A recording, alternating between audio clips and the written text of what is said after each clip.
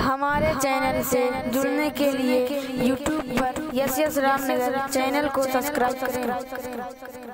जब फरिश्ते पूछेंगे तो अल्हम्दुलिल्लाह या तो आका बजाते खुद मौजूद होंगे या तो उनका जलवा कब्र में दिखाया जाएगा। यही अल्हम्दुलिल्लाह यही अकीदा है। लेकिन कुर्बान जाइए सुन्नियों के इमाम पर, कुर्बान जाइए आला हजरत इमाम अहमद रजा की जात वाला सिफात पर। आला हजरत ऐसी जात है, अगर इश्क मुस्तफा जिसे सीखना हो वो आला हजरत की जिंदगी को पढ़े। जिसे आका से इश्क करना ना आता हो वो सवाने आला हजरत को पढ़ ले। जिसे आका से मोहब्बत करने ना आता हो वो मसलक आला हजरत को पढ़ ले। उसे आका से प्यार करने का तरीका मालूम हो जाएगा, आका से इश्क करने का तरीका मालूम हो जाएगा। आला हजरत एक ऐसी जात है कि दुनिया से जाने से पहले अपने मुरीदों से इरशाद फरमाते हैं, ऐ मुरीदों सुनो, मेरी कब्र मेरे इंतकाल के बाद मेरी कब्र इतनी गहरी कर देना, इतनी गहरी कि अहमद रजा अपनी कब्र में खड़ा हो सके। अल्लाह अकबर, वाह वाह वाह। अहमद रजा अपनी कब्र में खड़ा हो सके। भाई हम जो कब्र बनाते हैं उसमें सिर्फ बैठने की तो जगह होती है, तख्ता जो लगा दिया जाता है उसके बाद अगर मुर्दा खड़ा होना चाहे तो खड़ा नहीं हो पाएगा, सिर्फ बैठ पाएगा। इतनी जगह हम देते हैं। मुरीदों ने सवाल कर लिया, अर्ज किया, सरकार हम जो अभी तक मुर्दे दफन किए हैं सबका हाल ये था कि तख्ता इतने नीचे लगा दिया जाता है कि मुर्दा बैठ सके। आप फरमा रहे हैं कि मेरी कब्र इतनी गहरी हो कि अहमद रजा अपनी कब्र में खड़ा हो सके। सरकार ऐसा क्यों? सरकार आला हजरत इमाम अहमद रजा इरशाद फरमाते हैं, ऐ मुरीदों मैं चाहता हूँ कि जब कब्र में आकाए करीम सल्लल्लाहु ताला अलैहि वसल्लम का जलवा दिखाया जाए, आका का दीदार हो, तो अहमद रजा जब जब बात आई है दुनिया में, जब जब मिलाद पढ़ा है अहमद रजा ने और सलाम की बारी आई है तो खड़े होकर के पढ़ता है नबी के दयार की जानिब मदीना शरीफ रुख करके अहमद रजा पढ़ता है, मुस्तफा जाने रहमत पे लाखों सलाम, शमे बज़्मे हिदायत पे लाखों सलाम, शहरे यारे इरम ताजदारे हरम नौबहारे शफाअत पे लाखों सलाम। और बात जब आती है सलाम की तो अहमद रजा ने तो यही पढ़ा है, काबे के बद्र तुझा तुम पे करोड़ों दरूद, तैयबा के शम्सुद दुहा तुम पे करोड़ों दरूद, शाफ़ए रोज़े जज़ा तुम पे करोड़ों दरूद, दाफ़ए जुमला बला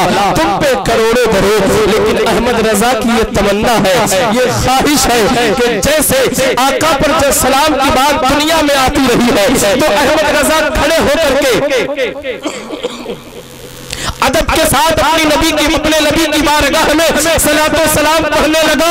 इसी तरीके से जब कब्र में आका का दीदार कराया जाए तो अहमद रजा बैठा ना रहे बल्कि खड़े होकर के अदब से अहमद रजा पढ़े, या नबी सलाम अलैका, या हबीब सलाम अलैका, या नबी सलाम अलैका, सल्लल्लाहु अलैका। अल्हम्दुलिल्लाह ये अहमद रजा की जात है।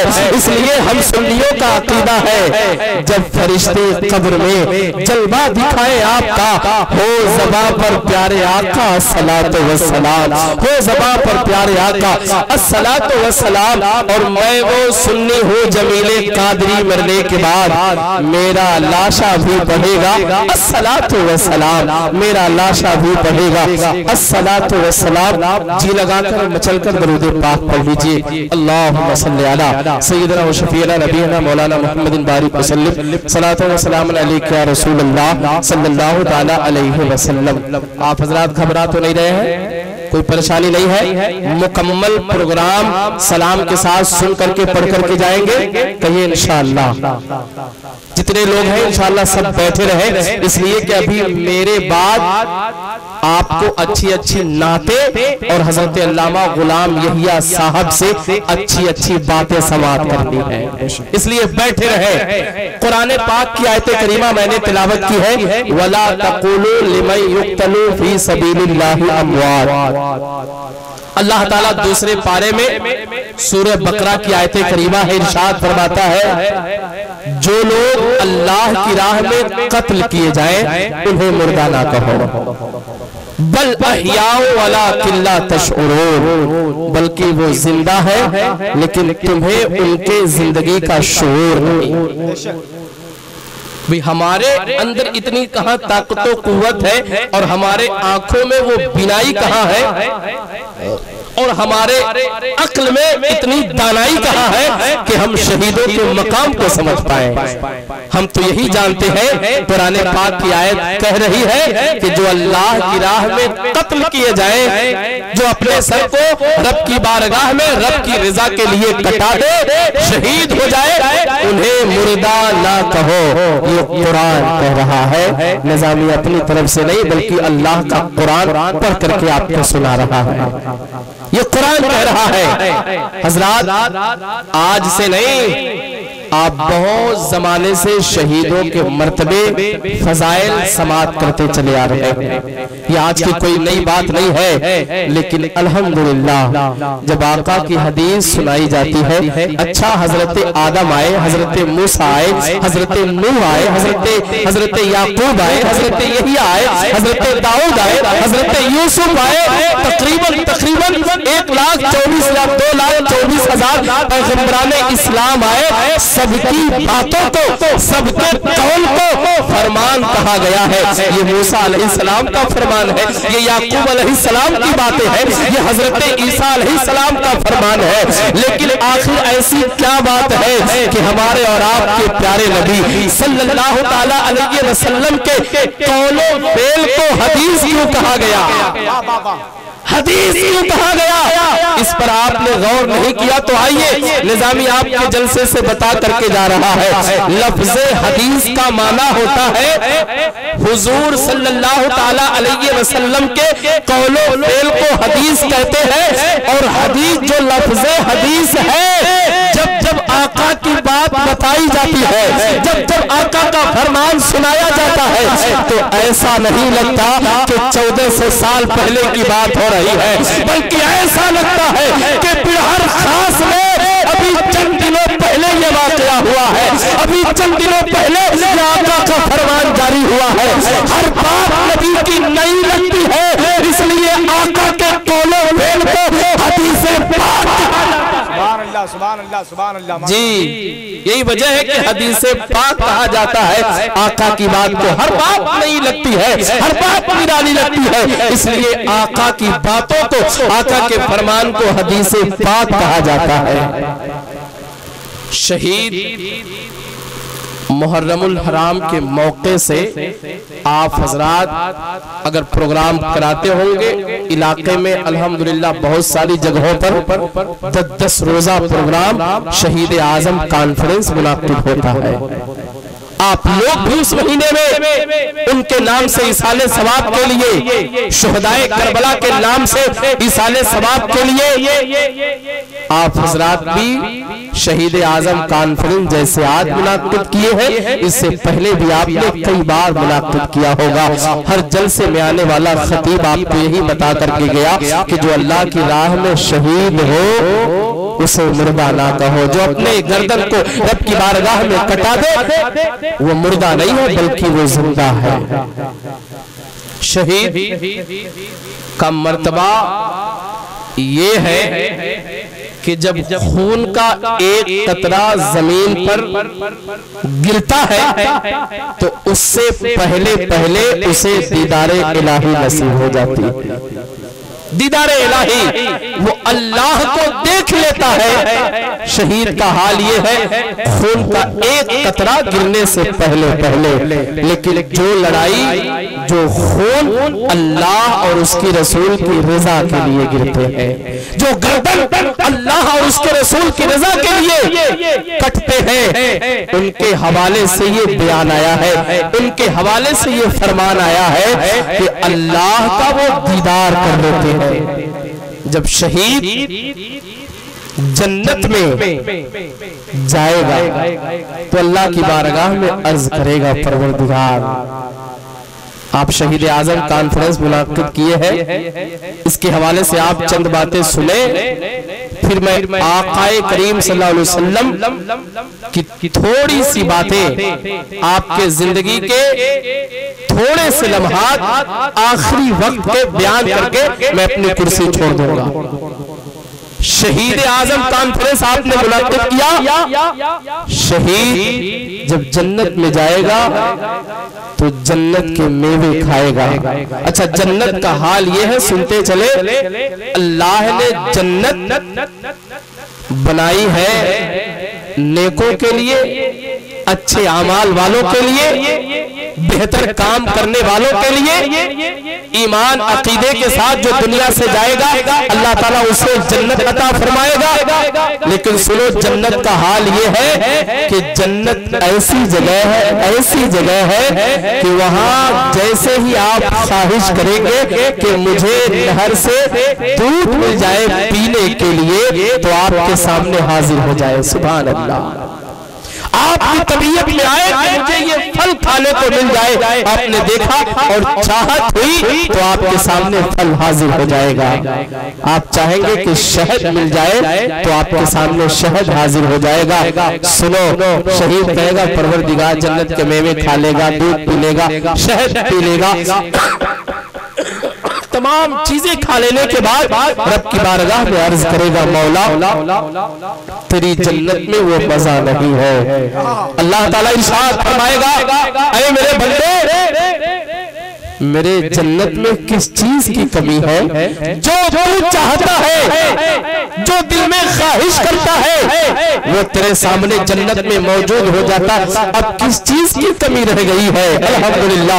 सुने, शहीद अर्ज करेगा रब की बारगाह में, गर्दन कटाने वाला अर्ज करेगा, मौला तेरी जन्नत में वो मजा नहीं है। अल्लाह इरशाद फरमाएगा, क्या मजा नहीं है, किस चीज की कमी है? शहीद अर्ज करेगा, मौला मैदान जंग में जब मेरे हाथों में तलवार और दुश्मन की गर्दनें कट रही थी और दुश्मन मुझ पर वार कर रहे थे, जब नीज़े सीने में लग रहे थे और जब उनके तलवारों से मेरे हाथ बाजू कट रहे थे और खून का कतरा गिर रहा था, और जब उनके घोड़े जिस्मों को रोक रहे थे, उनकी तलवारों से मेरी गर्दन कट रही थी, ऐ मौला जो मजा मैदान जंग में आ रहा था और तेरा दीदार करने में आ रहा था, मौला वो मजा तेरी जन्नत में नहीं आ रहा है। परवरदिगार मेरी चाहत है सुम्मा उहिया, फिर जिंदा किया जाओ, फिर कत्ल किया जाओ, ऐ मौला ये मेरी चाहत है। अमल मेरे जिंदगी के साथ बार बार किया जाए, मुझे जिंदा किया जाए, दुश्मन की तलवार हो और तेरे इस गुलाम बंदे की गर्दन हो। मौला यही चाहत है, परवरदिगार यही मजा तेरी जन्नत में नहीं आ रहा है। ये शहीद की तमन्ना होगी, अंदाजा करे ये शहीद कह रहा है। और शहीद को अल्लाह ने इतनी पावर दी है, इतनी ज्यादा पावर, इतनी कुव्वत दी है कि आप मज़ारे मुकद्दस पे खड़े हो करके उनकी बारगाह का वसीला बना करके जब रब की बारगाह में पेश करते हैं तो सुनो, अल्लाह ताला आपकी दुआएं जाएगा नहीं करता है। दुआ है परवरदिगार इस महफिल में और इस जलसे में दामे दिल में सुख ले, जिन लोगों ने जिस नीयत से हिस्सा लिया है, परवरदिगार अपने महबूब बंदे शहीद बाबा के सदके में सबकी तमन्नाएं और आरज़ुएं पूरी फरमाए। आमीन सुम्मा आमीन सुम्मा आमीन। माशाअल्लाह, ये शहीद का मामला होगा। अब जो लोग कहते हैं कि नबी मर करके मिट्टी में मिल गए, माज़अल्लाह, अस्तगफिरुल्लाह, सदबार माज़अल्लाह। जब शहीद का हाल ये है कि अल्लाह खुद कह रहा है कि उन्हें मुर्दा ना कहो, तो शहीदों को शहादत तो मेरे नबी के सदके में मिली है। नबियों को नबूवत तो मेरे नबी के सदके में मिली है। तो जब सदके वाले रब की बारगाह में गर्दनें कटा करके जिंदा रह सकते हैं, तो सरवर आलम सल्लल्लाहु ताला अलैहि वसल्लम बदरजाए औला अपने मज़ारे मुक़द्दस में वैसे ही जिंदा है जैसे दुनिया में बाहयात थे। बस एक लम्हे के लिए मौत आई है। कुल्लु नफ्सिन ज़ाइक़तुल मौत, हर नफ्स को अपने अपने मौत का मजा चखना है। एक लम्हे के लिए आई है कि बस आई है, एक लम्हे के लिए आई है। आका तो अल्लाह ने वैसे ही जिंदगी और ऐसे ही ताकत और कुव्वत कब्र अनवर में अता फरमाई है। जैसे आप दुनिया में रह करके लोगों की मदद करते थे, लोगों को जानते पहचानते थे, अल्लाह ताला के करम से मेरा और आपका नबी अपने मज़ारे मुक़द्दस में रह करके हमारे दरूद सलाम को सुनते भी हैं और जो पढ़ता है उसे पहचानते भी हैं। बेशक सुभान अल्लाह। ये आका की ताकत है। दरूद पाक पढ़ लीजिए, अल्लाह रब्बु मुहम्मदिन सल्लल्लाहु अलैहि वसल्लम नहनु इबादु मुहम्मदिन सल्लल्लाहु अलैहि वसल्लम। हज़रात आज माहौल जरा आप देख लें, मुआशरे का जायजा ले लें। इस कदर बेहयाई और बेशर्मी बढ़ गई जिसका अंदाजा नहीं लगाया जा सकता।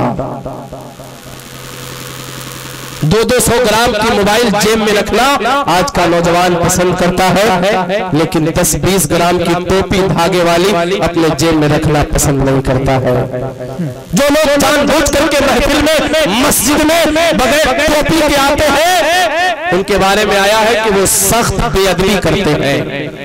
ऐसा करना और वो इस महफिल को और मस्जिद को हल्के से हल्के में समझते हैं, इसलिए ये अमल करते हैं। जो आदमी जलसे मिलाद को मस्जिद को हल्के में समझ करके अपने सर पे टोपी रुमाल ना रखे तो समझ लीजिए कि उसका ईमान ही बाकी नहीं रहेगा।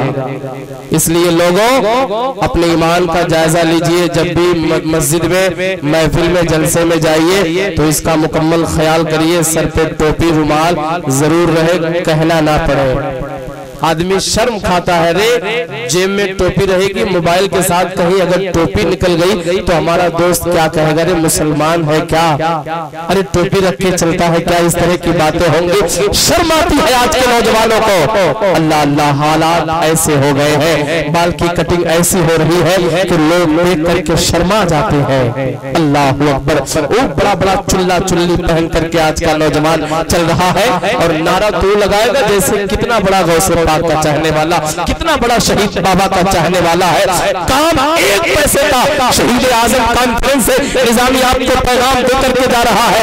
नारा लगा रहे हो तो कम से कम उनके फरमान पे अमल तो करो। नारा लगा दिया जाए माइक से, शहीद बाबा का दामन, सब बिहार वाले कहेंगे दामन नहीं छोड़ेंगे। लेकिन शहीद बाबा की जिंदगी पर आपने अमल किया, नमाज की पाबंदी नहीं, हजरत पढ़ लेंगे पढ़ेंगे, कोशिश कर रहा हो फजर में जग जाओ, और ये कोशिश करते करते कयामत आ जाएगी, मौत हो जाएगी, एक लम्हे का वक्त नहीं मिल पाएगा। आज मैंने तकरीबन 1 महीने में 10-15 मौतें ऐसी सुनी और जानी है कि जिन्हें दिल के दौरे से मौत आई है। दिल के दौरे से एक लम्हे का वक्त नहीं मिलेगा कि आप तौबा कर ले, आप कलमा पढ़ ले। दिल का दौरा हुआ, दिल में दर्द उठा, अचानक मौत हो गई, रूह कब्ज हो गई, आदमी दुनिया से चल दिया। और यहाँ तो लोग सोच रहे बूढ़े हो जाए तब दाढ़ी रखेंगे ना। दाढ़ी रखने के लिए कहा जाता, लोग कहते हैं साहब हजरत समाज देखना पड़ता है। कौन समाज देख रहे भाई, कौन समाज देख रहे हैं आप? कब आपकी उम्र होगी? दाढ़ी छिलाना सरासर हराम है। कम से कम ऐसा लिबास बना लो, ऐसा चेहरा बना लो कि जब कब्र में जाओ तो फरिश्ता ये ना कहे कि कौन है, बल्कि ये कहे इससे क्या सवाल किया जाए, ये तो नबी का गुलाम लेता हुआ है। लिबास से पहचान लिया जाए। ऐ लोगों, आज लोग हुकूक लोगों को 1-1 बीघा जमीन, 1-1 फीट की जमीन, घर मकान हड़प करके, पैसा हड़प करके मर जाते हैं और अपने बाप के बारे में बताएंगे, अरे हमरे अब्बा तो जन्नती है, कब्र इतनी अच्छी हमने बना दिया कि सब फातिहा पढ़ते हैं, और 1 बीघा जमीन हड़प के मर गए। हुजूर सल्लल्लाहु ताला अलैहि वसल्लम ने आखिरी खुतबा हुकूकुल इबाद से दे करके आप दुनिया से रुखसत हुए। हुकूकुल इबाद ये ऐसा अहम हुकूक है कि अल्लाह की नमाज जो आप नहीं पढ़ते, तौबा करेंगे अल्लाह चाहेगा तो माफ कर देगा, नहीं तो सजा देगा। लेकिन हुकूकुल इबाद, बंदा बंदों का हक ऐसा हक है कि जब तक बंदा नहीं माफ करता तब तक अल्लाह भी माफ नहीं करता है। जी, जब तक अल्लाह माफ नहीं करेगा जब तक बंदा नहीं माफ करेगा तब तक अल्लाह भी माफ नहीं करता। आका करीम सल्लल्लाहु अलैहि वसल्लम का आखिरी वक्त है, बस आखिरी बात मेरी हो रही है, 5 मिनट आप मुझे बर्दाश्त कर ले। आका करीम सल्लल्लाहु ताला अलैहि वसल्लम है, सफर का महीना है, आप सफर से आए हैं।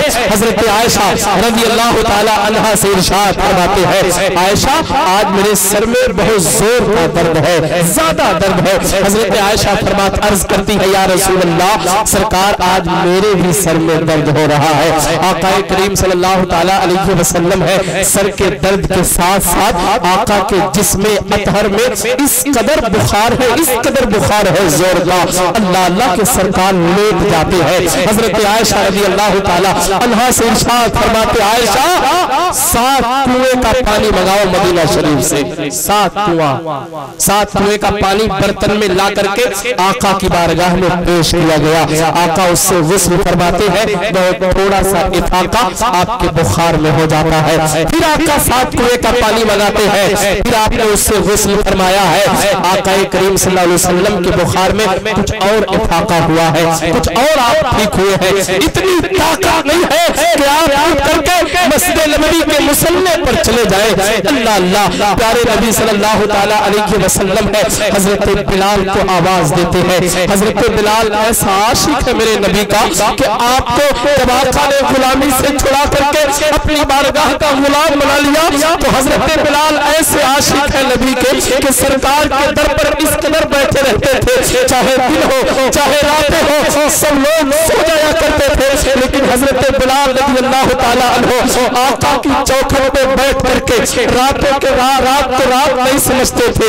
12 बज रहे हैं तब भी हजरत बिलाल बेदार रहते थे, 1 बज रहे हैं तब भी हजरत बिलाल बेदार रहते थे। आपको ये लगता था कहीं ऐसा ना हो कि आका को कुछ जरूरत पड़ जाए और सरकार आवाज दे तो उनके गुलामों को पहुंचने में देर हो जाए, इसलिए हजरत बिलाल आपके चौखट पर हमेशा हाजिर रहा करते थे। आका इरशाद फरमाते हैं, ऐ बिलाल जाओ और पूरे मदीने में ऐलान कर दो कि नबी ने मदीने के चौक में सबको बुलाया है। माशाअल्लाह। और ये भी कह देना बिलाल कि हो सकता हो नबी का ये आखिरी खुतबा हो, आखिरी पैगाम हो। अल्लाह अल्लाह। हजरत बिलाल सुनकर के मदीना वालों को ऐलान करते हैं, सारे मदीने वाले सुनते हैं कि हजरत बिलाल आवाज दे रहे हैं, आका का बुलावा आया है। और हजरत बिलाल ये भी कह रहे थे, अरे मदीना वालों सुनो, आका ने ये भी कहा है कि सरकार का ये हो सकता हो आखिरी पैगाम हो। चलो सब लोगों को आका ने बुलाया है। अब मर्द भी अपना काम छोड़ करके आ गए, बुजुर्ग भी अपना अपना काम छोड़ करके आ गए, औरतें भी बच्चे भी सब के सब दौड़ते हुए मदीना के चौक में हाजिर हो जाते हैं। आका करीम सल्लल्लाहु ताला अलैहि वसल्लम है, हजरत अबू बकर सिद्दीक और हजरत मौला अली के कांधों पर हाथ रख करके आका उस चौक में उस भीड़ में तशरीफ लाते हैं। और आने के बाद आपने एक ऊंची जगह पर तशरीफ रखी है, बैठे हैं और बैठने के बाद आपने लोगों से इरशाद फरमाया, लोगों मदीना वालों सुनो, हो सकता हो कि ये बात ये खिताब तुम्हारे नबी का आखिरी हो। इससे पहले हज्जतुल वदा के मौके पर आका की आखिरी तकरीर हुई थी, अब इसके बाद कोई तकरीर ना हो। आका इरशाद फरमाते, सुनो ऐ मदीना वालों, मैंने अपना सारा फर्ज पूरा कर दिया है। अल्लाह ने जो मेरे लिए हुक्म किया मैंने सब पूरा किया। अब मैं चाहता हूँ कि अगर मदीने वालों में किसी का कोई हक मोहम्मद पर हो तो वो खड़े होकर के बता करके अपना हक मोहम्मद से ले सकता है। सुने आका की आखिरी नसीहत है मदीने वालों को हुकूकुल इबाद के ताल्लुक से। ऐ लोगों को 1 बीघा जमीन हड़प करके लोग ले जाते हैं, पूरा मकान अपने नाम से रजिस्ट्री अपने भाई का करा के मर जाते हैं और उसका बेटा उसे जन्नती साबित करता है लोगों के सामने। सुन्नी गैयूर मुसलमानों, बिहार खास कर रहने वालों, आका फरमाते अगर किसी का हक मोहम्मद पर हो तो ले ले, बता दे, उसको दे दिया जाएगा। अल्लाहु अकबर, अल्लाहु सब लोग खामोश है, किसी की जुर्रत हिम्मत नहीं हो रही कोई खड़ा होकर के कह दे कि मेरा हक है। पूरे मजमे में एक ऐसा आदमी है, एक ऐसा सहाबी है जिसे दुनिया हजरत उकाशा सहाबी रसूल के नाम से जानती पहचानती है। आप खड़े हो गए, अर्ज करते या रसूलल्लाह उकाशा का हक आप पर है। इतना कहना था कि सारे सहाबा ताज्जुब में पड़ जाते हैं, सब लोग सोचने पर मजबूर हो जाते हैं। जिसके सदके में ईमान मिला, कुरान मिला, जिंदगी मिली, जिसके सदके में हमने रब को पहचाना, उस नबी की बारगाह में खड़े होकर के उकाशा कह रहे हैं कि आका मेरा हक आप पर है, उसे दे दे। आका इरशाद फरमाते उकाशा बताओ क्या हक है तुम्हारा? हजरत उकाशा कहते सरकार फला जंग में आप सफे सीधी कर रहे थे, आपके दस्ते मुबारक से मेरे पीठ पर तकलीफ पहुंची थी। आका इरशाद फरमाते हैं तो आओ, तुम्हारा नबी हाजिर है, अपना हक ले लो, जिस तरह चाहो बदला ले सकते हो। हजरत उकाशा कहते हैं सरकार लेकिन एक बात ये भी है कि आका जिस वक्त आप सफे सीधी कर रहे थे उस वक्त आपके हाथ दस्ते मुबारक में कोड़ा था जिससे मेरे पीठ पे लगा था। अल्लाह अल्लाह इतना कहना था कि आका इरशाद फरमाते बिलाल जाओ मेरी बेटी हजरत फातिमा ज़हरा के घर से कोड़ा लेकर के आओ। अल्लाह अल्लाह पूरे मजमे में सन्नाटा मच गया है। हजरत बिलाल जाते हैं, हजरत सैयदा फातिमा ज़हरा के दरवाजे पर दस्तक दिया है, आवाज आती है मन बक्कल दरवाजे पर कौन है? हजरत बिलाल आंखें अश्कबार है, रो करके अर्ज करते हैं सैयदा फातिमा ज़हरा से, सैयदा फातिमा ताहिरा ज़ाहिरा अर्ज करते हजरत बिलाल नबी का गुलाम बिलाल आया है। सैयदा फातिमा इरशाद फरमाते बिलाल बताओ किस लिए आए हो? पूरा मामला अर्ज करते हैं। उकाशा नबी की बारगाह में खड़े होकर के अपना हक लेना चाह रहे हैं, सरकार ने कोड़ा मंगाया है।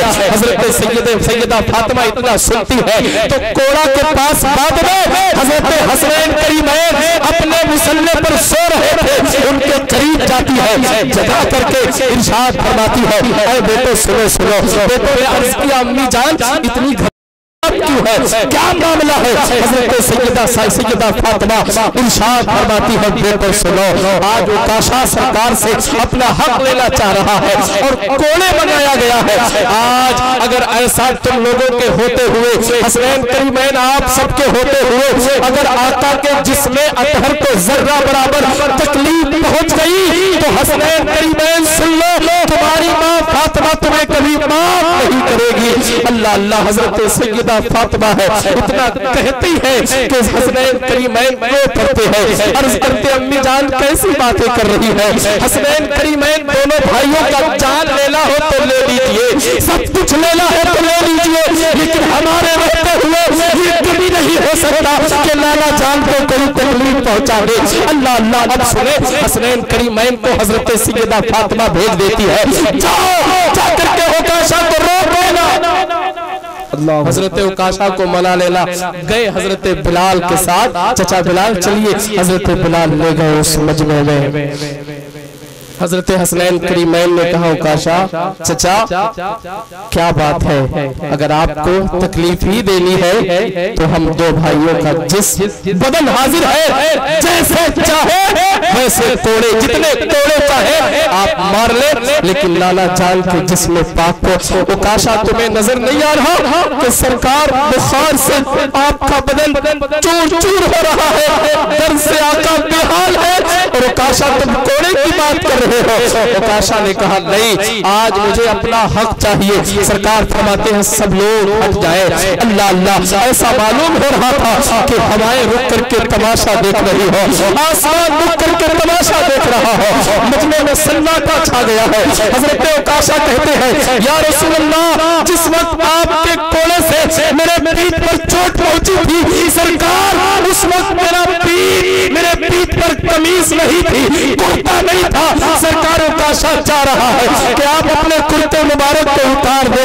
अल्लाह अल्लाह इतना कहना था कि सारे सहाबा रोने लगे हैं, सारे मदीना की औरतें रो रही है, बच्चे रो रहे हैं। अल्लाह अल्लाह आका फरमाते हैं कोई करीब नहीं आएगा।